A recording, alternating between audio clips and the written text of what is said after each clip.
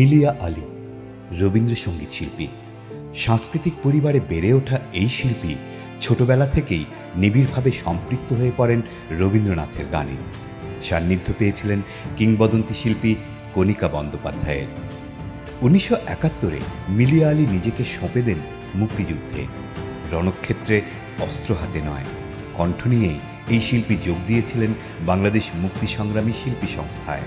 হয়ে উঠেছিলেন একজন কণ্ঠযোদ্ধা। সারা বাংলার আজকের কথোপকথনে এই শব্দ সৈনিক শোনালেন তার পথ চলার গল্প। ভাবলে একটু অবাক লাগে যে আমাদের পরিবারটা একটু অন্যরকম ছিল। ধরেন আমি যখন আমার শৈশবে, তখন গানের চর্চাটা বিশেষ করে মুসলমান পরিবারে এতটা হতো না, কিন্তু আমার বাবা মা, আমার চাচা, আমার পুরো পরিবারই খুব সাংস্কৃতিক মনা ছিলেন। এমনকি আপনি শুনলে অবাক হবেন, আমার মা নাচতেন। এবং চট্টগ্রামে যখন আমার বাবা সরকারি চাকরি করতেন, উনি যখন চট্টগ্রামে অবস্থানকালীন ওখানে বেশ সঙ্গীত চর্চাটা ছিল। সঙ্গীত পরিষদ বলে একটি গোষ্ঠী ছিল। তো বসন্ত উৎসব হতো, আমরা পাহাড়ের উপর একটি বাড়িতে থাকতাম, মা নাচতেন। মালকা আজিম খান আমার খালা, উনি গাইতেন। আরও অনেকে ছিলেন যারা নাকি এই সব সাংস্কৃতিক কর্মকাণ্ডে জড়িত ছিলেন। এবং আমি ছোটোবেলা থেকেই আমার কোনো দিন মনে হয়নি যে নাচ গানটা একটা পোশাকি জিনিস। এটা আমাদের পরিবারের একটা অঙ্গই ছিল। একটা আমাদের ছোট্ট একটা পারিবারিক একটা হয়তো রাত্রে একটা ডিনার হচ্ছে, আমরা খাচ্ছি, তারপরে হয়তো একটু সবাই একটুখানি গান করলো, এরকমই ছিল। ফলে আমি যে কেমনভাবে গানে আসলাম সেটা ঠিক আপনাকে বলতে পারবো না। তবে একটি ঘটনা আমার স্মৃতিতে সবসময় নাড়া দেয়। আমার চাচা, আমার যেহেতু বাবা সরকারি চাকরি করতেন, উনি আমাকে, আমার চাচা আমার ফুপুদের সাথে, আমার দাদির সাথে ঢাকায় রেখেছিলেন স্কুলের জন্য। আমি বিকারুন্নেসা স্কুলে পড়তাম, তো স্কুলটা যাতে ব্যাঘাত না হয়। তো আমার চাচা ছিলেন আনিস চৌধুরী, উনি লেখক। আরেক চাচা ছিলেন জামিল চৌধুরী, যিনি টেলিভিশনের একসময় ডিরেক্টর ছিলেন। তো আমার জামিল চাচারা খুব বিশ্ববিদ্যালয়ে ওনারা খুব অ্যাক্টিভ ছিলেন, বিশেষ করে ল্যাঙ্গুয়েজ মুভমেন্ট, ভাষা আন্দোলনের পরে ওনারা আমাদের বাড়িতে সৈয়দ শামসুল হক, কবি, সাহিত্যিক, গায়ক অনেকে আসতেন, রফিকুল ইসলাম। আমার মনে আছে যে আমার সবসময় একটা আড্ডা বসতো। বোধ করি 1950 দশকের শেষের দিকে সুচিত্রা মিত্র ঢাকায় এসেছিলেন গান গাইতে।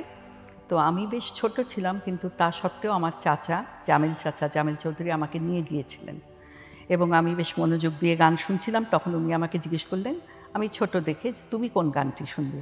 তো 78 RPM আমাদের বাড়িতে, আমি কোথাও আমার হারিয়ে যাওয়ার নেই মানা গানটি শুনতাম আর বেশ হারিয়ে যেতাম।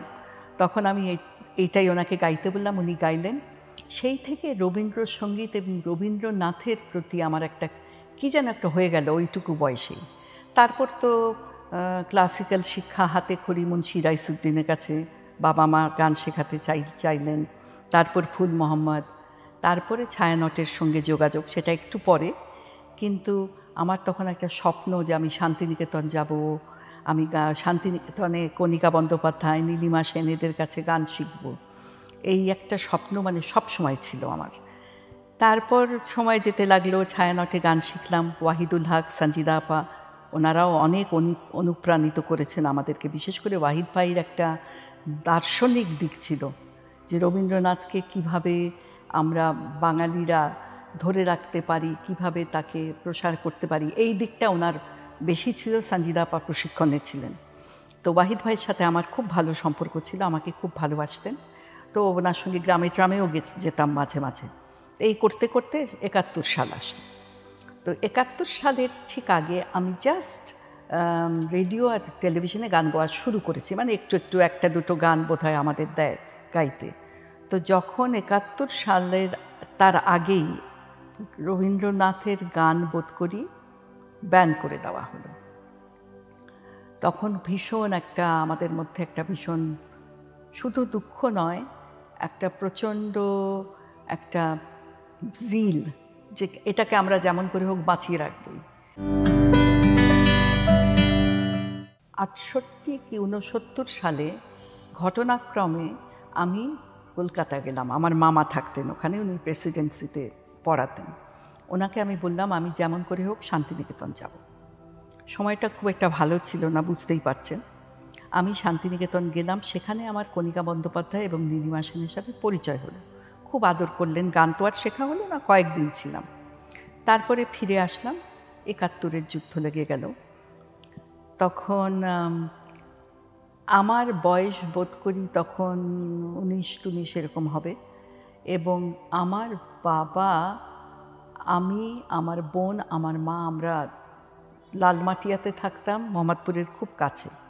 ওখানে 26শে মার্চের পরে সমানে কনভয় আসতে যেতে লাগলো। আমরা একটু ভয় পেয়ে আবার আমার আরেক ফুপুর বাড়িতে চলে আসলাম, যিনি নাকি জার্মান এম্বাসিতে, যার বাড়িটা ভাড়া ছিল একতলা, একটু সেফটি ছিল।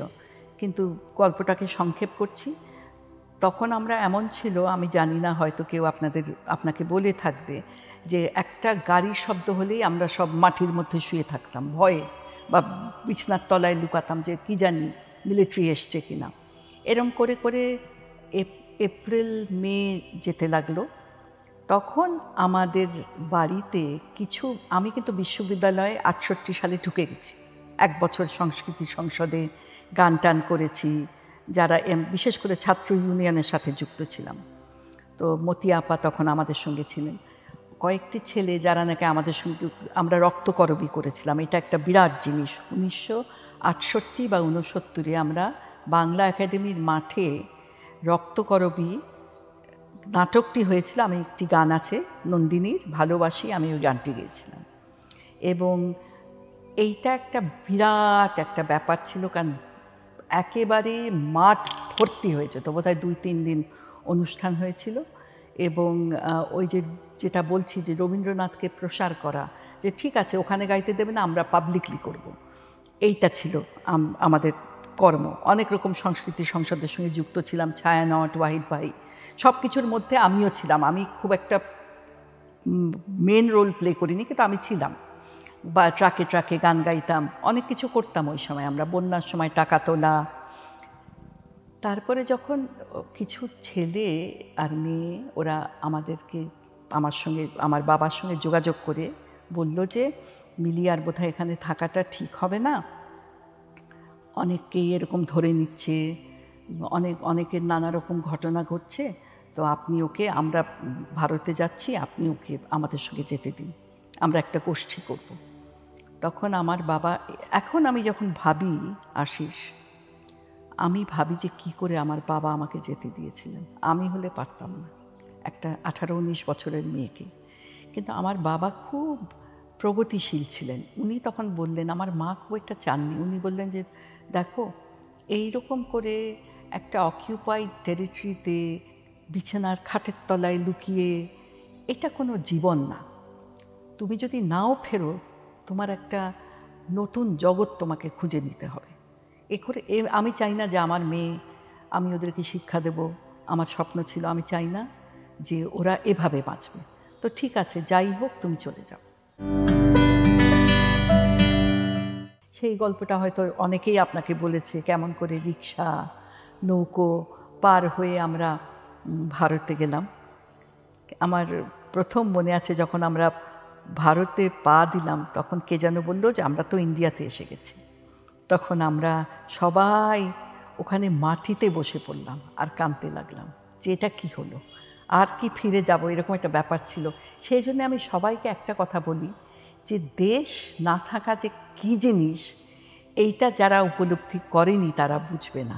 এই অভিজ্ঞতাটা অসম্ভব। মানে ঠিক আছে, মা না থাকা, ফ্যামিলি না থাকা, সব কিছু, দেশ না থাকা কিন্তু একটা, মানে আপনার পরিচয় নাই, আপনার আইডেন্টিটি নাই, কিছুই নেই।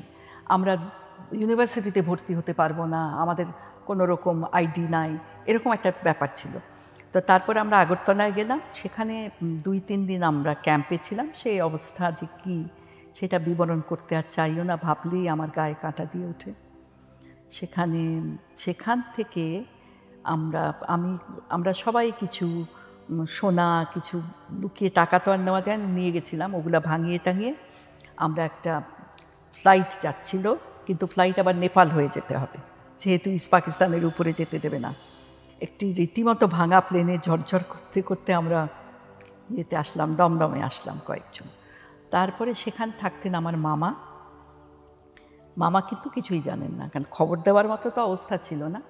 সেই 3 দিন ধরে কাপড় বদলাইনি, স্নান করিনি, সেই রকম একটা মানে কীরকম একটা অবস্থায় আমাকে ওরা এসে আমি ঠিকানা তো জানতাম, মামার দরজায় আসলাম, আমরা বেল বাজালাম।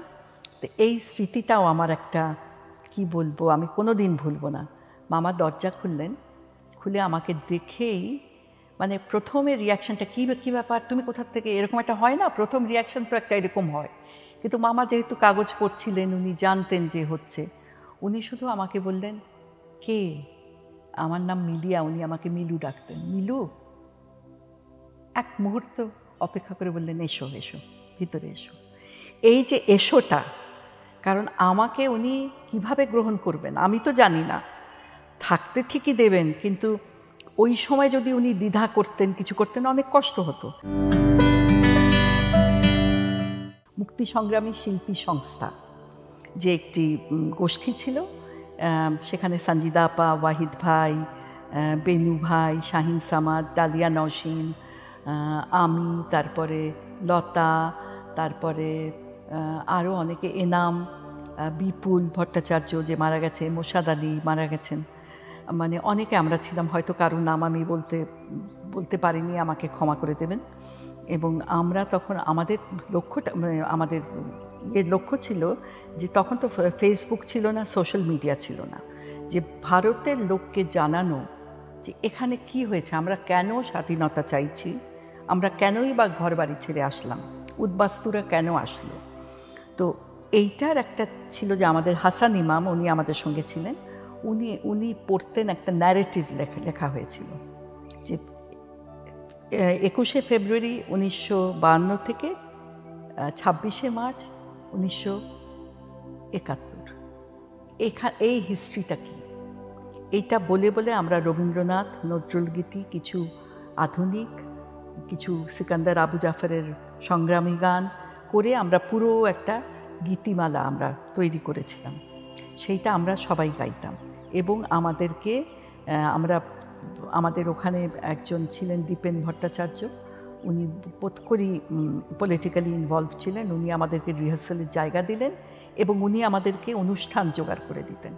এই আজকে বাটানগরে চলো, একটু কিছু হয়তো ভাতা পাওয়া যেত, তখন আমাদেরকে ডিস্ট্রিবিউট করা হতো, যে ওরা সব বাঙালিরা শুনলো যে কী, আমাদের ওরা অনেকে কাঁদতো। এটা ছাড়াও আরেকটা কাজ আমরা করতাম, যখনই আমাদের সময় ছিল আমরা উদ্বাস্তু ক্যাম্পে যেতাম এবং ক্যাম্পে গিয়ে আমরা গান গাইতাম। সেখানে কি কান্না, কিন্তু সেটার একটা উদ্দেশ্য ছিল যে তোমরা হতাশ হও না, হবে, এটা শেষ নয়, আমাদের ভবিষ্যৎ আছে, আমরা চেষ্টা করছি, আমাদের সৈনিকরা যুদ্ধ করছে। তারপরে উদ্বাস্তু ক্যাম্পে আমরা যেতাম, গান করতাম। আমার মনে আছে একদিন আমরা গান করে ফিরছি, ছোট ছোট বাচ্চারা আমাদের ট্রাকের পিছনে, আমরা ট্রাকে করে যেতাম, কারণ গাড়ি ঘোড়া তো সেরকম ভ্যান ট্যান ছিল না, আমাদের ট্রাকের পিছনে পিছনে ছুটছে, ওরা ভাবছে আমরাই হয়তো দেশকে স্বাধীন করে দেব। তো একটি উল্লেখযোগ্য ঘটনা হলো যে আমাদের তখন একটি নিমন্ত্রণ আসলো দিল্লিতে, ওই দীপেনদাই সব ব্যবস্থা করে দিলেন। দিল্লিতে গিয়ে আমরা থাকলাম,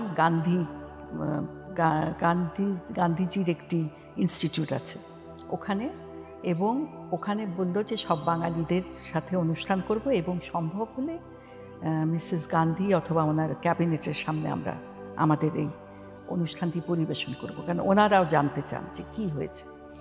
তো আমরা অনেক বাঙালিদের সামনে অনুষ্ঠান করেছি। তো ঠিক মিসেস গান্ধীর সঙ্গে হয়নি, কিন্তু নন্দিনী সতপথী তখন ওনার ক্যাবিনেটের মিনিস্টার ছিলেন, ওনার সামনে করেছি।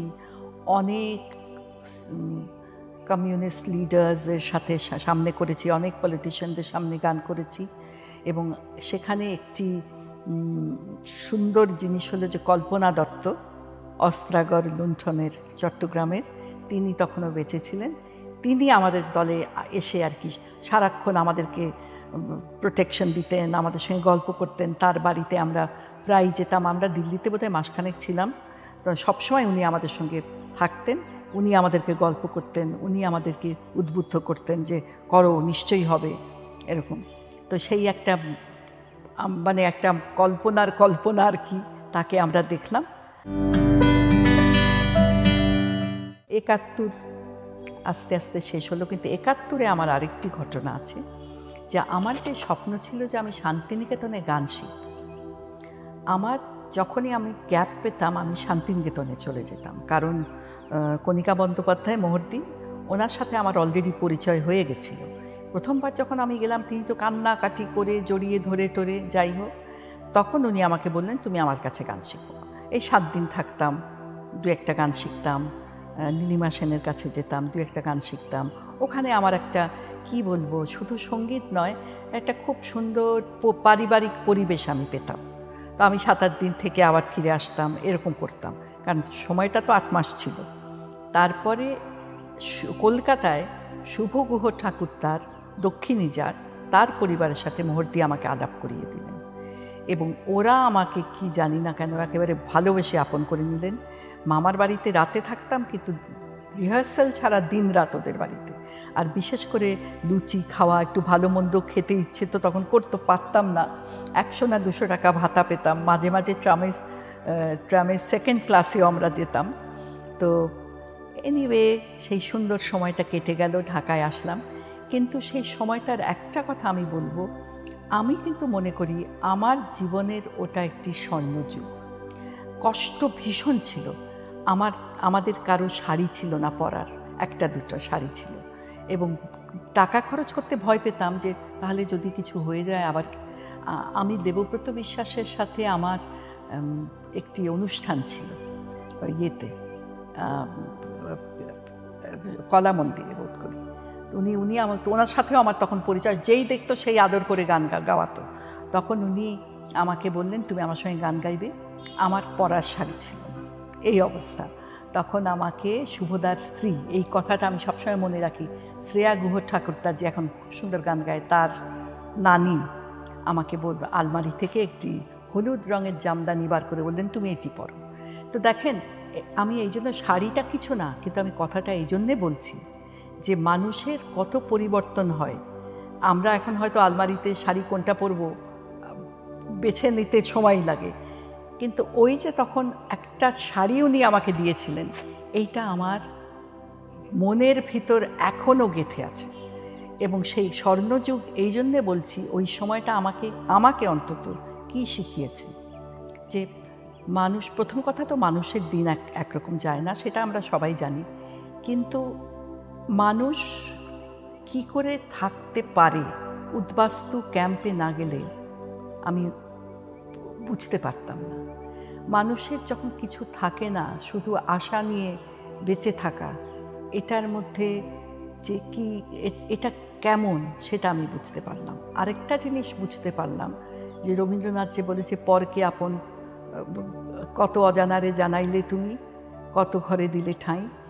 রাস্তাঘাটে একদিন রাস্তা দিয়ে হাঁটছি, সাগর সেন, উনি হয়তো আমাকে দেবব্রত বিশ্বাসের বাড়িতে 2 দিন দেখেছেন, রিক্সা থেকে নেমে বলছে এই শোনো শোনো, তুমি সেই বাংলাদেশি মেয়ে নয়। মানে ভালোবাসার ব্যাপারটা, যে পর কি করে কতখানি ভালোবাসা দিতে পারে, এইটা আমি শিখেছি। এবং শিখেছি আরও একটা জিনিস, এখন আমার কোনো জিনিস আমাকে ভয় পাওয়ায় না। আমি গাড়িও চড়তে পারি, বাসও চড়তে পারি, কারণ ওই সময় যে শিক্ষাটা হয় ওটা কিন্তু আপনি যদি ধারণ করে রাখতে পারেন, ওটা অনেক বড় শিক্ষা। যখন আমরা ফিরে আসলাম, আমরা বিশেষ করে যারা ওই ওপারে ছিলাম বা এখানেও যারা ছিলেন, আমি এই ডিস্টিংশনটা করতে চাই না, তাদের মধ্যে একটা ভীষণ একটা ব্যাপার ছিল যে দেশকে গড়তেই হবে, এবং মোটা শাড়ি পরবো, মোটা ভাত খাবো, চাল খাবো, কিন্তু দেশকে করতে হবে। এবং বিশ্বাস করেন, আমরা কিন্তু বেশ বছরখানেক ওই রকম একটা আদর্শ নিয়ে চলেছি। ইউনিভার্সিটিতে তো ফিরে গেলাম, কখনো বেশি অতিরঞ্জিত কাপড় চোপড় পরতাম না, কখনো এইটা ভাবতাম না যে আমাকে তো টাকা করতে হবে, নিজের ব্যাপারটা একটু কম ভাবতাম। আমি বলছি না সেলফলেস হয়ে গেছিলাম, কিন্তু কম ভাবতাম। এই চেঞ্জটা আমাদের এসেছিল। কিন্তু আমি জানি না আশিস কী যে হলো, মানে হঠাৎ পথ চলতে চলতে কোথায় যেন আমরা হারিয়ে গেলাম। আমি মনে করি আমিও হারিয়ে গেলাম। এবং কিছু লোক যারা নাকি নিজেদেরকে ধরে রাখতে পেরেছে ঠিক ওই রকম, আমি তাদেরকে প্রচণ্ডভাবে সম্মান করি। একজনের কথা আমার সবসময় মনে হয়, সুফিয়া কামালের মেয়ে লুলু। ও ঠিক ৭১ আমি যেরকম ওকে কাপড় চোপড় পরতে দেখেছিলাম, এখনও মনে হয় ওরকম। সেদিন এসেছিল, আমি তাই বললাম কথাটা, এবং অনেকেই দেখেছে। কিন্তু তারপরে ছোটোখাটো জিনিস হতে লাগলো। দেখলাম যে কিছু কিছু লিডাররা গিয়ে ঝগড়া করতে লাগলেন, হ্যাঁ আমরা তো 1 বছর 2 বছর লস হয়েছে, মানে ডিপার্টমেন্টে আমাদেরকে প্রমোশন দিতে হবে, এ করতে হবে, সে করতে হবে। ছোট, হয়তো বড় কিছু নয়, কিন্তু পারিপার্শ্বিক ছোট ছোট ঘটনাগুলি আস্তে আস্তে একটুখানি আমার মধ্যে একটু বিরক্তি জাগালো। যাই হোক, লেখাপড়া তো করলাম, তো পাশ করা পর্যন্তও বোধ করি আমাদের ইডিওলজিটা ছিল। তখন সাংস্কৃতিক জগৎটা বেশ রমরমা। শৈলজরঞ্জন মজুমদার এলেন, কণিকা বন্দ্যোপাধ্যায় এলেন, নীলিমা সেন এলেন, রবীন্দ্রসঙ্গীত জগতের কথা বলছি। আমাদেরকে গান শেখালেন, 3-4 মাস থাকতেন আমাদের এখানে। আমরা প্রতি সন্ধে সময় আমরা প্রশিক্ষণ নিতে যেতাম, এবং আমাদের গানের একটা বেশ উত্তরণ হতে লাগলো। আমি তো মনে করি যে বেশ ভালো, ওই সময়টা আমার শিক্ষাটা খুব ভালো হয়েছে। তারপরে রবীন্দ্রনাথের গান টিভি রেডিওতে বেশ ভালো মতে জমজমাটভাবে প্রচার হলো। অতুল প্রসাদ, দ্বিজেন্দ্র গীতি, যেসব গান আমরা আগে গাইতাম না, ওসবও আমরা আস্তে আস্তে গাওয়া শুরু করলাম, এবং বাংলার সংস্কৃতিটা সুন্দরভাবে আমার মনে হয় কিছুদিন প্রসার হতে লাগলো। তারপর তো ৭৫ আসলো, আপনি তো জানেন, কিছুটা আমাদেরকে পিছিয়ে দিল। এবং পিছিয়ে দিল যেটা আমার মনে হয় আমাদের সমাজে যেটা আসলো, একটা শ্রেণীর মধ্যে আমি দেখতাম যে খুব রাগ। হ্যাঁ, ও কলকাতা গেছে, ও এই করেছে, মানে কেমন যেন একটা বিভক্তি আসতে লাগলো।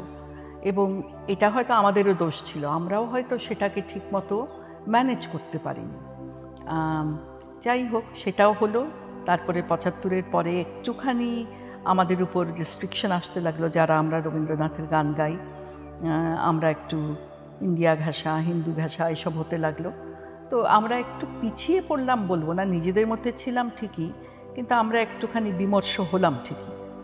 আর দেশের ব্যাপারে যেটা হলো আশিস, এটা আমি বলতে একটু দ্বিধা করি, কোথায় যেন একটা পলিটিক্যাল এবং ইকোনমিক একটা ডিজেনারেশন।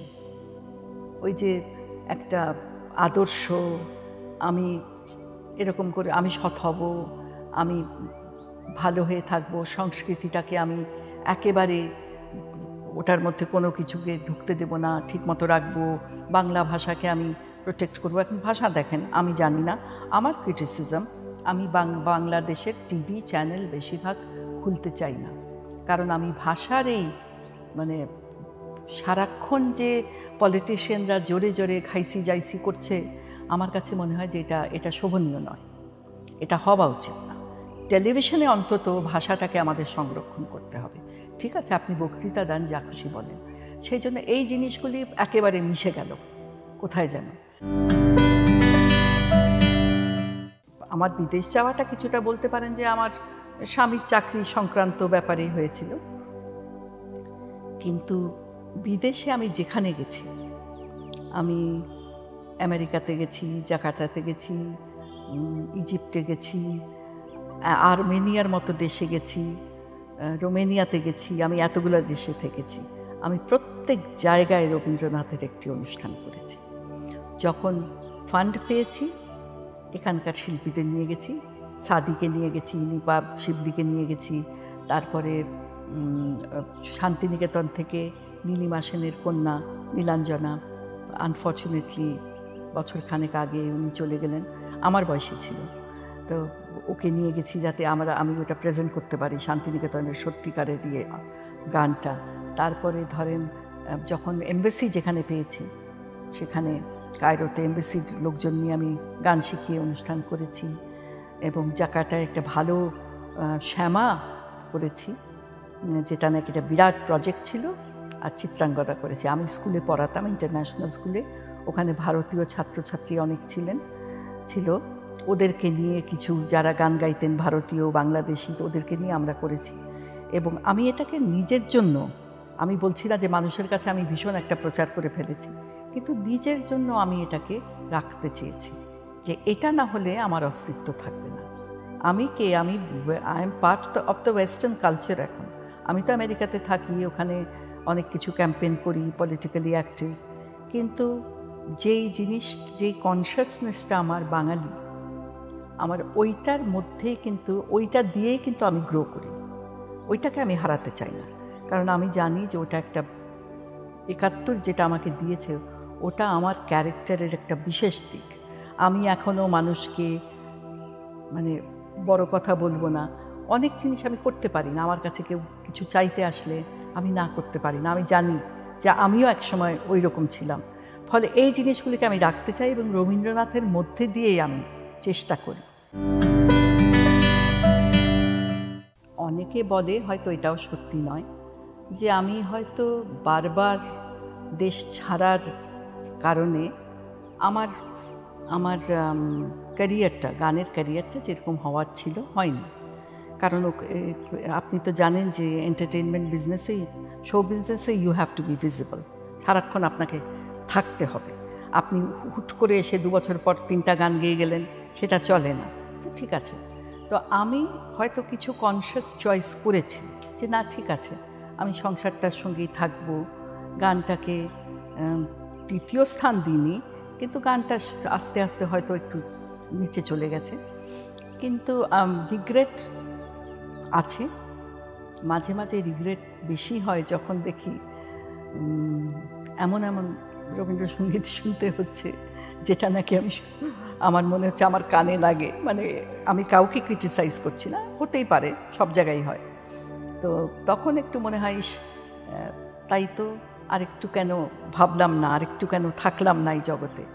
আর শিক্ষা দেওয়ার ব্যাপারটা এখন আমার ভালো লাগে এই জন্যে যে আমার 1-2টি ছাত্রী আছে খুব কমিটেড আমেরিকাতে, ওরকম আমি স্কুল খুলিনি, ওরা আমার কাছে আসে, মিলিয়া দি এটা একটু দেখিয়ে দাও, ওটা একটু হয়তো গান জানে, তো সেইটা আমার কাছে ভালো লাগে এখন। তখন আমি ওরা যখন বলে, তখন আমি মূর্তির কাছে কি শিখেছি, কিভাবে সুরটাকে পজ দিতে হবে, কিভাবে মডুলেশনটা করতে হবে, আমার কাছে আবার ফিরে আসে। তখন আমার ভীষণ একটা মনে আনন্দ জাগে যে আচ্ছা, আমি তো এটা দিতে পারছি। এই জিনিসটাই আমার রিগ্রেট, যে আমি হয়তো আরও দিতে চাই, গাইতে চাই। আমি এখন অনেক কষ্ট করে নিজের সঙ্গে সমঝোতা করেছি যে না, আমি পাবলিক লাইফে, কারণ ওখানে থাকতে হলে আশিস একটা জিনিস আপনার থাকতে হবে, নার্ভ। আপনি সেন্সিটিভ, সেন্টিমেন্টাল, একটুতে কেঁদে দিচ্ছেন, কষ্ট পাচ্ছেন, যেটা আমার নেচার, সেইটাতে কিন্তু আপনি ওই জগতে গিয়ে লড়াই করতে পারবেন না। আমাদের গানের জগৎটাও কিন্তু যথেষ্ট কঠিন। এটা কেউ রবীন্দ্রনাথের গান গাই দেখেই আমরা খুব নরম আর ভালোবাসায় উছলে পড়ছে সবার, তা নয়। তো ফলে ওই জায়গাটা আমি আর যেতে চাই না। আমার মনে হয় আমি পেয়েছি, অনেক পেয়েছি, হয়তো আরেকটু পেতে পারতাম, কিন্তু এমন কিছু আমার দুঃখ নেই। কিন্তু আমি গানটা শেখাতে চাই। যদি কেউ আমার কাছে আসে যে আমাকে একটু শিখিয়ে দাও, এই বলে দাও, তখন আমার ওই জিনিসটা আবার জেগে ওঠে যে এত ভালো লোকের কাছে আমি যেটাই হোক পেয়েছি, সেটা কেন আমি নিজের কাছে রাখব। তো সেই দুঃখটা আমার আছে। তবে আমার এটা বলেই ফেলি, এটা আমার নিশ্চয়ই খুব গুরুত্বপূর্ণ একটি ঘটনা। গত বছর 2020-তে আমার ক্যান্সার হয়েছিল এবং আমার চিকিৎসা শেষ হয়েছে 2021-এ।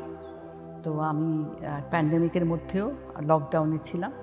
তো আমার গানটা তখন আমি অত রেয়াজটা করিনি, জানি না কোনো কারণে একটু হয়তো থাকতাম, ডিপ্রেস থাকতাম। কিন্তু এখন আমাকে আমাদের সংস্কৃতি সংসদের বন্ধু মাহফুজ আনাম এবং তার স্ত্রী শাহিন এই পরশুদিন ভীষণভাবে বলেছে যে তুমি কথা দাও, তুমি গিয়ে প্রত্যেক দিন 1 ঘন্টা গান করবে। অন্য কিছু না, পৃথিবীটা এত বদলে যাচ্ছে, পলিটিক্সে ইনভলভ ছিলাম, আমেরিকান পলিটিক্স, সেটাও এখন আর করতে ইচ্ছা করে না, অনেক রকম জঞ্জাল। তো ফলে হয়তো নিজেকে একটুখানি অন্য জগতে নিয়ে যাওয়ার জন্য, তো হয়তো ফিরে গিয়ে করব।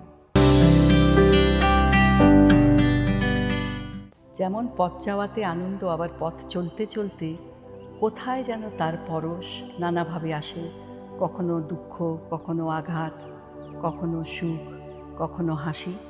তো সেই জন্যে আমি আজকাল প্রায় ভাবি যে আমাদের জীবনটা একটা পথ চলা, এবং যারা আমরা পথ চাওয়াতে আনন্দ পাই তারাই হয়তো জীবনটাকে উপলব্ধি করতে পারি।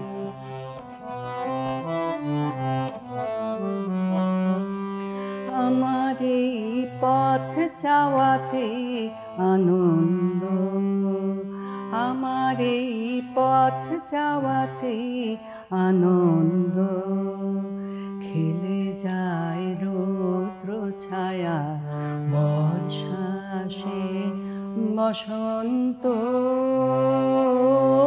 আমার এই পথ চাওয়াতে আনন্দ, কারাই সমুখ দিয়ে আসে যায় খবর নিয়ে, কারাই সমুখ দিয়ে আসে যায় খবর নিয়ে।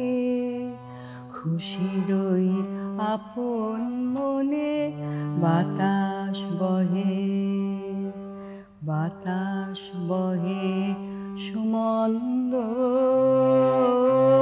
আমার এই পথ চাওয়াতে আনন্দ, খেলে যায় রৌদ্র ছায়া বর্ষা আসে বসন্ত। আমার এই পথ চাওয়াতে আনন্দ।